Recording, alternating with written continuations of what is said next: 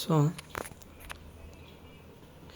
ಇದು Newton's divided difference or interpolation formula method. ಇದು ಎರಡು ಥರ ಕೇಳಿದ್ರು ಸಹ ಕ್ವಶನ್ನು ಒಂದೇ. ಸೊ ಇಂಟರ್ಪೋಲೇಷನ್ ಅಂದರು ಡಿವೈಡೆಡ್ ಡಿಫ್ರೆನ್ಸ್ ಅಂದ್ರೂ ಎರಡೂ ಒಂದೇ. ಸೊ ಇವಾಗ ಇದರಲ್ಲಿ ನಿನ್ನ ಮೇಯ್ನು ಇದನ್ನು ನೆನ್ಪಿಟ್ಕೋಬೇಕು. ಈಗ ಕ್ವಶನ್ ಯಾವ ಥರ ಕೇಳ್ತಾರೆ ಅಂದರೆ, ಏನೋ ಒಂದು ಸ್ಟೇಟ್ಮೆಂಟ್ ಕೊಟ್ಬಿಟ್ಟು at y = 4 for the given data ಅಂದ್ಬಿಟ್ಟು ಈ ಟೇಬಲನ್ನು ಕೊಡ್ತಾರೆ. ಈಗ ಈ ಕ್ವಶನಲ್ಲಿ ಫಾರ್ಮುಲಾನ ನೀನು ಈಸಿಯಾಗಿ ಯಾವ ಥರ ಬರಿಬೇಕನ್ನೋದು ನಾನು ನಿನಗೊಂದು ಈಸಿ ಟ್ರಿಕ್ ಲಾಸ್ಟಲ್ಲಿ ಹೇಳ್ಕೊಡ್ತೀನಿ. ಫಾರ್ಮುಲಾ ಸೆಕೆಂಡರಿ ಇದರಲ್ಲಿ ಫಸ್ಟು ಡಿವೈಡೆಡ್ ಡಿಫ್ರೆನ್ಸು ಅಂದರೆ ರೆಡ್ಯೂಸ್ಡ್ ಫಾರ್ಮ್ನ ತೆಗಿಬೇಕು ನೀನು. ಅದಕ್ಕೆ ಕ್ಯಾಲ್ಕುಲೇಟ್ರಲ್ಲಿ ಒಂದು ಫಾರ್ಮುಲಾ ಹಾಕೋಬೇಕು ನೀನು. ಏನು ಗೊತ್ತಾ? y - x divided by b - a ಅಂದ್ಬಿಟ್ಟು. ಇದು ಕ್ಯಾಲ್ಕುಲೇಟರ್ ಫಾರ್ಮುಲಾ. ಇದು ತುಂಬ ಇಂಪಾರ್ಟೆಂಟು.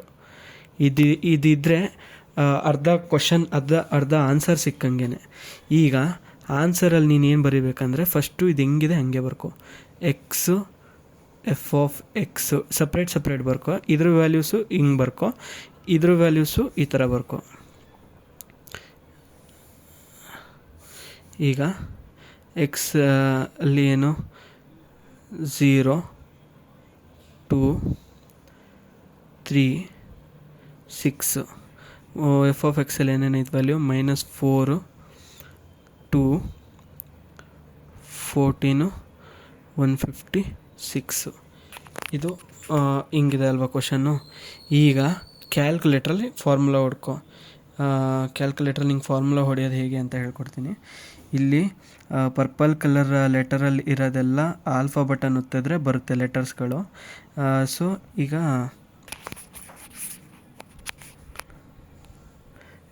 ಈ ಫಾರ್ಮುಲಾ ಹಾಕೋಬೇಕಲ್ವಾ. ಈ ಫಾರ್ಮುಲಾನ ಹೆಂಗೆ ಹಾಕೋಬೇಕಂದ್ರೆ, ಇದು ನೋಡು, ನ್ಯೂಟನ್ಸ್ ಡಿವೈಡೆಡ್ ಡಿಫ್ರೆನ್ಸ್ಗೆ ಈ ಫಾರ್ಮುಲಾ ಹಾಕ್ಕೊಂಡು ತೆಕ್ಕೋಬೇಕು. ಏನಂದರೆ ಆಲ್ಫಾ ಬೇಡ, ಫಸ್ಟು ಈ ಬಟನ್ ಒತ್ತು, ಡಿವೈಡೆಡ್ ಬಟನು ಒತ್ತಿದಾಗ ಈ ಥರ ಬರುತ್ತೆ. ಈಗ ಆಲ್ಫಾ ವೈ ಬೇಕು ನಮಗೆ. ಸೊ ವೈನ ಇಲ್ಲಿ ಹಾಕ್ಕೊಳ್ತೀನಿ. ಆಲ್ಫಾ ಒತ್ತಿದ್ದೀನಿ, ವೈ ಅನ್ನೋ ಬಟನ್ ಇಲ್ಲಿದೆ. ಸೊ ವೈ ಒತ್ತಿದಾಗ ವೈ ಬರುತ್ತೆ. ಮೈನಸ್ ಮತ್ತೆ ಆಲ್ಫಾ ಎಕ್ಸ್ ಬಟನ್ ಇಲ್ಲಿದೆ. ಎಕ್ಸ್ ಬಟನ್ ಒತ್ತುತ್ತೀನಿ. ಈಗ ಮತ್ತೆ ಕೆಳಗೆ ಬರೋಕ್ಕೆ ಈ ಬಟನ್ ಒತ್ಬಿಟ್ಟು ಆಲ್ಫಾ ಬಿ ಬಟನ್ ಒತ್ತುತ್ತೀನಿ. B minus alpha A button ಇಲ್ಲಿದೆ. ಇಲ್ಲಿ ಒತ್ತುತ್ತೀನಿ ಲೆಟರು. ಇಷ್ಟು ಬಂದಮೇಲೆ ಸುಮ್ಮನೆ ಕ್ಯಾಲ್ಕುಲೇಟ್ ಅಂತ ಹೊಡೆದ್ಬಿಟ್ಟು ಇಟ್ಕೊಂಡಿರು.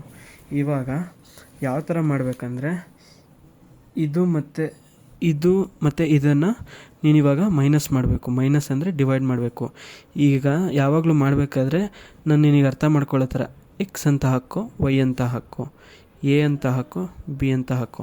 ಲೆಫ್ಟ್ ಸೈಡಲ್ಲಿರೋದೆಲ್ಲ ಎ ಬಿ, ರೈಟ್ ಸೈಡಲ್ಲಿರೋದೆಲ್ಲ ಎಕ್ಸ್ ವೈ ಅಂತ ಹಾಕೋ ಯಾವಾಗಲೂ. ಈ ಥರ ಹಾಕೋಬಿಟ್ಟು ಈಗ ವೈ ಜಾಗದಲ್ಲಿ ಏನಿದೆ 2 ಇದೆ. ಸೊ ವೈ ಜಾಗದಲ್ಲಿ ಏನಿದೆ 2 ಇರೋದನ್ನ 2 ಅಂತ ಹಾಕೋ. = ಎಕ್ಸ್ ಜಾಗದಲ್ಲಿ ಏನಿದೆ -4 ಇದೆ. ಸೊ -4 ಅಂತಲೇ ಟೈಪ್ ಮಾಡು. ಎ ಜಾಗದಲ್ಲಿ ಏನಿದೆ 0 ಇದೆ. ಎ ಜಾಗದಲ್ಲಿ ಏನಿರೋದು 0ನ ಬಿ ಜಾಗದಲ್ಲಿ ಏನಿದೆ 2 ಇದೆ, 2 ಅಂತ ಹಾಕೋ. ಎ ಜಾಗದಲ್ಲಿ ಏನಿದೆ 0 ಇದೆ, ಎ ಜಾಗದಲ್ಲಿ 0 ಅಂತ ಹಾಕೋ. ಸೊ 3 ಬಂತಾ.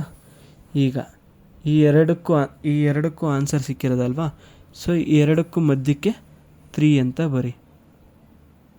3 ಇದು ಫಸ್ಟು ಡಿವೈಡೆಡ್ ಡಿಫ್ರೆನ್ಸ್. ಡಿ ಅಂದರೆ ಡಿವೈಡೆಡ್ ಡಿಫ್ರೆನ್ಸ್ ಶಾರ್ಟ್ ಫಾರ್ಮ್ ಇದು. ಸೊ ಈಗ 3 ಬಂತು. ಈಗ ಎರಡಕ್ಕೂ ಬಂತ. ಈಗ ಈ ಎರಡಕ್ಕೂ ಮತ್ತೆ ತೆಗಿಬೇಕು ಆನ್ಸರ್ನ ಸೇಮು. ಮತ್ತೆ ಇಲ್ಲಿ ಕ್ಯಾಲ್ಕುಲೇಟ್ ಅಂತ ಕೊಟ್ಟು ಇವಾಗ ಇದು ಎಕ್ಸು, ಇದು ವೈ, ಇದು ಎ, ಇದು ಬಿ. ನಿನಗೆ ಈಸಿಯಾಗಿ ಅರ್ಥ ಆಗಲಿ ಅಂದ್ಬಿಟ್ಟು ಹೇಳ್ತಿದ್ದೀನಿ. ಈ ಥರ ಸ್ಟೆಪ್ ಬೈ ಸ್ಟೆಪ್ ನೋಡ್ಕೊಬಿಡು. ಈಗ ವೈ ಜಾಗದಲ್ಲಿ ಏನಿದೆ 14 ಇದೆ. So 14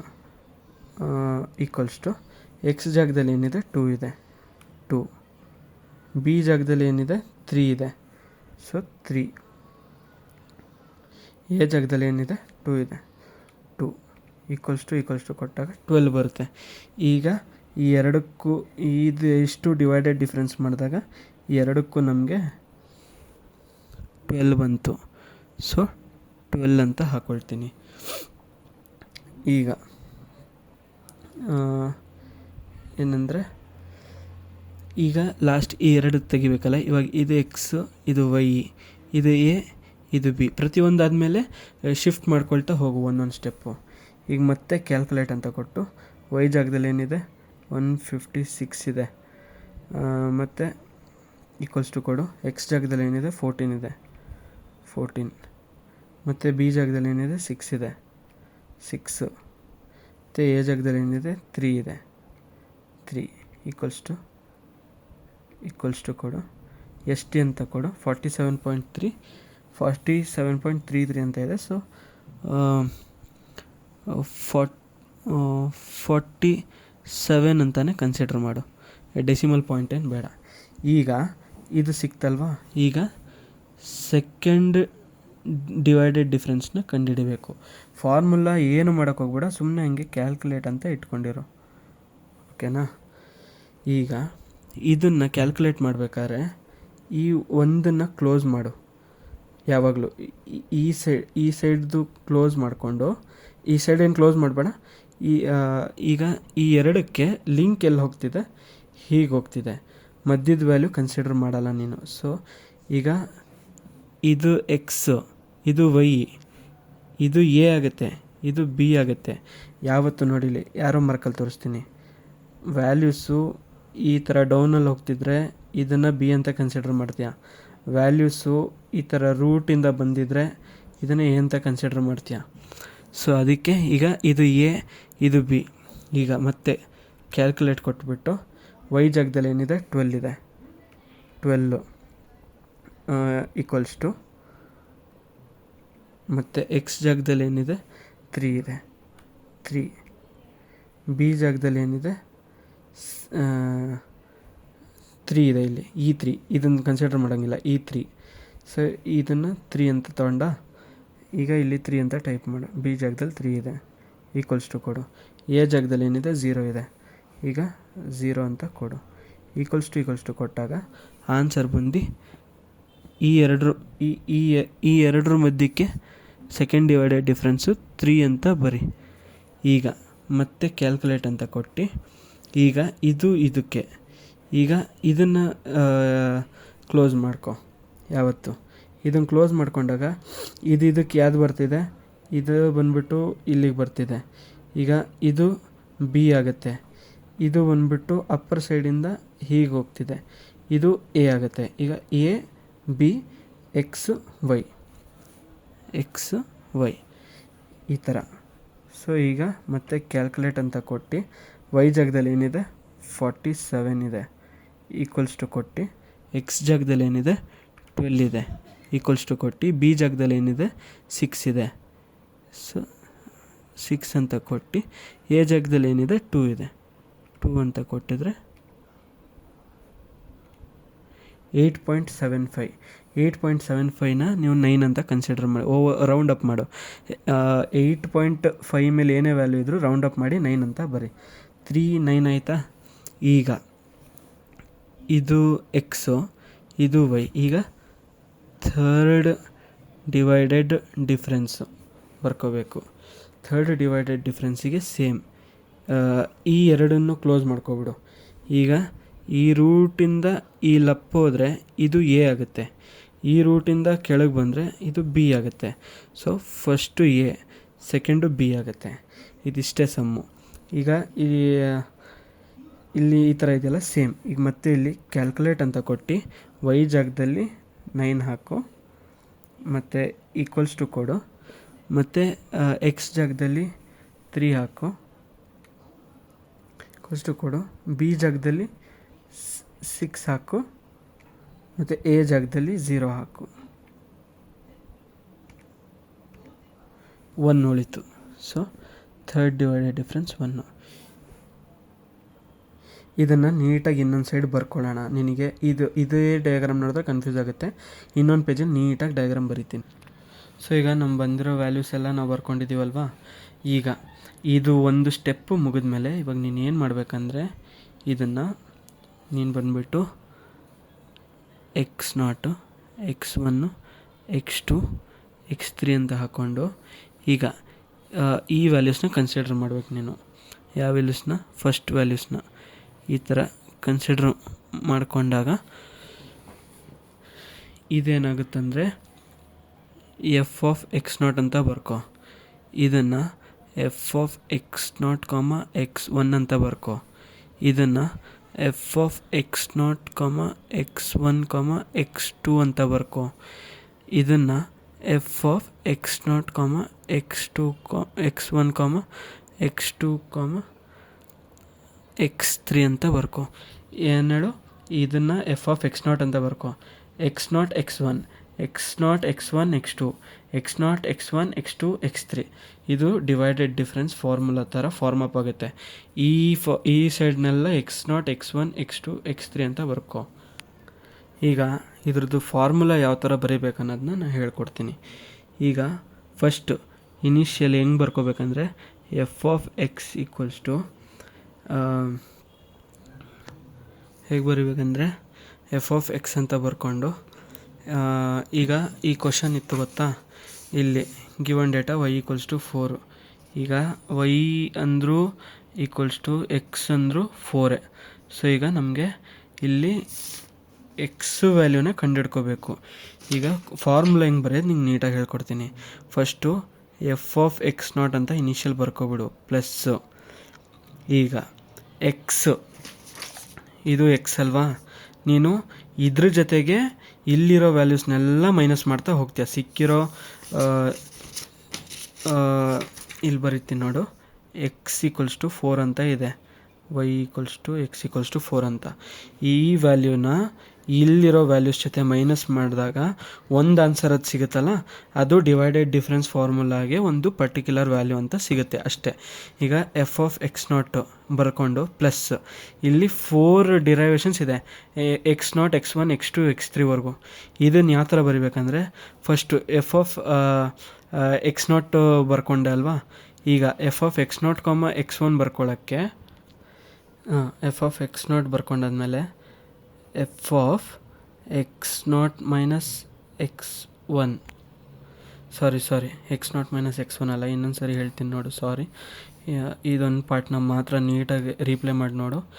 F of X equals to F of x0 ಅಂತ ಬರ್ಕೊಳ್ತೀಯ ಫಸ್ಟು. ಸೊ ಈಗ F of X minus x0 into X minus x0 ಇದ್ದಾಗ ಎಫ್ ಆಫ್ x0, x1 ಸರಿನಾ, into F of x0, x1 plus. ಈಗ ಮತ್ತೆ ಈಗ ಇದು ಸಿಕ್ತು ನಮಗೆ. ಇವಾಗ ಇದಕ್ಕೆ x0, x1, x2 ಈಗ ಈ ಥರ ಇದ್ದಾಗ ಏನು, ಈಗ ಇಲ್ಲಿ ನೋಡಿ, ಇಲ್ಲಿ x0, x1, x2 ಇದ್ದಾಗ x2 ಅನ್ನೋದು ಬರಿಬೇಡ. ಹೆಂಗೆ ಈಸಿಯಾಗಿ ನೆನ್ಪಿಟ್ಕೊ ಅಂದರೆ X minus x0 into X minus x1 into F of x0, x1, x2. ಹೆಂಗಂದರೆ ಎಕ್ಸ್ ಮೈನಸ್ x0 ಬರ್ಕೊ, ಎಕ್ಸ್ ಮೈನಸ್ x1 ಬರ್ಕೊ. ಅಂದರೆ ಇದು ಎಕ್ಸ್ ಇದು ಮೈನಸ್ ಇದೆಲ್ಲ ಇಂಡಿವಿಜುವಲಿ, ಅಂದರೆ ಪ್ರತಿಯೊಂದು ಪ್ಲಸ್ ಆದಮೇಲೆ ಪ್ರತಿಯೊಂದು ಇನ್ಕ್ರೀಸ್ ಮಾಡ್ತಾ ಹೋಗ್ತಿದ್ಯಾ. ಎಕ್ಸ್ ಮೈನಸ್ ಈಗ ನೋಡಿಲಿ ಎಕ್ಸ್ ಮೈನಸ್ x0 ಬರ್ಕೊಂಡ. ಈಗ ಎಕ್ಸ್ ಮೈನಸ್ x0 ಜೊತೆಗೆ ಎಕ್ಸ್ ಮೈನಸ್ x1ನ ಆ್ಯಡ್ ಮಾಡ್ಕೊ. ಎಕ್ಸ್ ಈ ಇದನ್ನು ಇಲ್ಲಿ ಬರ್ಕೊ. ಇದು ಈಸಿ ಆಗುತ್ತೆ ನೀನು ನೆನ್ಪಿಟ್ಕೊಳ್ಳೋಕ್ಕೆ. ಮತ್ತೆ ಪ್ಲಸ್ ಈಗ ಎಕ್ಸ್ ಮೈನಸ್ x0 ಆಯಿತು, ಎಕ್ಸ್ ಮೈನಸ್ x1 ಆಯಿತು. ಈಗ X minus x0 into X minus x1 into X minus x2 into F of x0, x1, x2, x3 ಸರಿನಾ. ಇದೆಲ್ಲ ಇಲ್ಲಿವರೆಗೂ. ಸೊ ಇಲ್ಲಿವರೆಗೂ ಆಯ್ತಲ್ಲ, ಇಲ್ಲಿವರೆಗೂ ಆದರೆ ಇಷ್ಟು ಫಾರ್ಮುಲಾ ಫಾರ್ಮ್ ಅಪ್ ಆಗಿಬಿಡುತ್ತೆ. ಇವಾಗ ಸಬ್ಸ್ಟಿಟ್ಯೂಷನ್ ಪಾರ್ಟ್ ಹೆಂಗಂದರೆ, ಈಗ ಎಫ್ ಆಫ್ x0 ಏನಿದೆ ಇಲ್ಲಿ, ಎಫ್ ಆಫ್ x0 -4 ಇದೆ. ಸೊ -4 ಬರ್ಕೊಳ್ತೀಯ plus F of X minus x0 sorry, ಇಲ್ಲಿ ಎಫ್ ಬಿಟ್ಬಿಡು, X minus X naught. X minus X naught ಏನು, 4 ಮೈನಸ್ 0. ಈಗ ಇದನ್ನೇ ಬ್ರ್ಯಾಕೆಟಲ್ಲಿ ಬರ್ಕೊಬಿಡು, 4 minus 0 into F of X naught comma X 1. ಇಲ್ಲಿ ಸಿಕ್ಕಿದಲ್ವ ನಮಗೆ F of X naught comma X 1 3 value, into 3 ಅಂತ ಬರ್ಕೋ ಇಲ್ಲಿ, plus X minus X naught. X minus X not ಅಂದರೆ X 4 minus 0, 4 minus 0 into X minus X 1.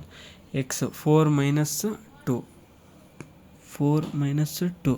ಇಲ್ಲೇನಿದೆ ಫಾರ್ಮುಲಾದಲ್ಲಿ, F of X naught comma X 1 comma X 2 ಅಲ್ಲ, ಈ value ಇಲ್ಲೇನು ಬಂದಿದೆ 3, ಇದನ್ನು 3 ಇಲ್ಲೇ ಬರಿ, into 3 plus last X minus X not same 4 minus 0 into X minus X 1 ಏನು ಬಂದಿದೆ, X 4 minus X 1 2.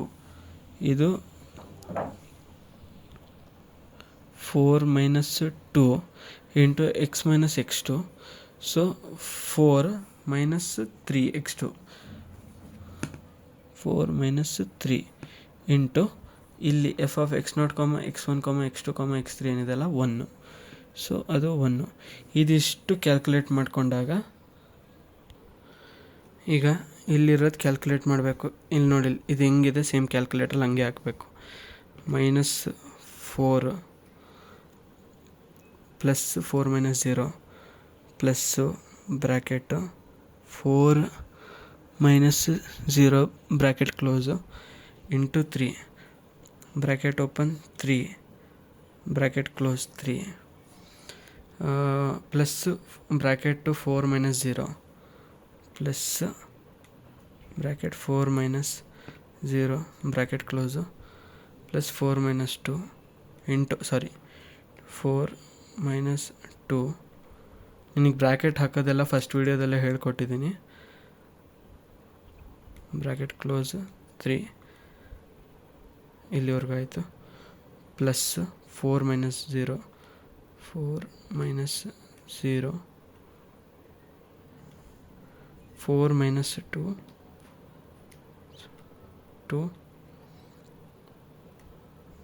4 minus 3 into 1 40 ಬಂತು ಆನ್ಸರ್. ಇಷ್ಟೇ, 40 ಇಸ್ ದ ಆನ್ಸರ್. ಏನು, ಎಫ್ ಆಫ್ 4 ನಾವು 4 ಅನ್ನೋ ಜಾಗದಲ್ಲಿ ಕಂಡುಹಿಡಬೇಕಾಗಿತ್ತಲ್ವ, y ಈಕ್ವಲ್ಸ್ ಟು 4. ಎಲ್ಲಿದು, ಇಲ್ಲಿ ನೋಡಿ ಕ್ವಶನಲ್ಲಿ, to find y equals to 4 for the given data, y of 4 equals to 40 ಅಂತ ಬರೆದ್ರೆ ಆನ್ಸರು. ಇದಿಷ್ಟಕ್ಕೆ 7 ಮಾರ್ಕ್ಸ್ ಪಕ್ಕ. ನೀನು ಬರೀ ಟೇಬಲ್ ಬರೆದ್ರೂ ಸಹ ನಿನಗೆ 10 ಒಂದು 5 ಆರ್ 4 ಮಾರ್ಕ್ಸ್ ಕೊಡ್ತಾರೆ. ಸೊ ಇದಿಷ್ಟು procedure. So Newton's divided difference ಯಾವುದೇ ಟೇಬಲ್ ಕೊಟ್ಟರು ಸಹ ಇಷ್ಟೇ ಪ್ರೊಸೀಜರು ಹೇಳಿದ್ದೀನಿ. ನೀನು ಮೈಂಡ್ ಮ್ಯಾಪಲ್ಲಿ ನೀಟಾಗಿ ನೆನ್ಪಿಟ್ಕೋಬೇಕು ಅಷ್ಟೇ. ಇದು ತುಂಬ ಈಸಿ ಇದೆ, ಕ್ಯಾಲ್ಕುಲೇಟ್ರಲ್ಲೂ ಹೇಳ್ಕೊಟ್ಟಿದ್ದೀನಿ. ಸೊ ಪ್ರಾಕ್ಟೀಸ್ ಮಾಡು.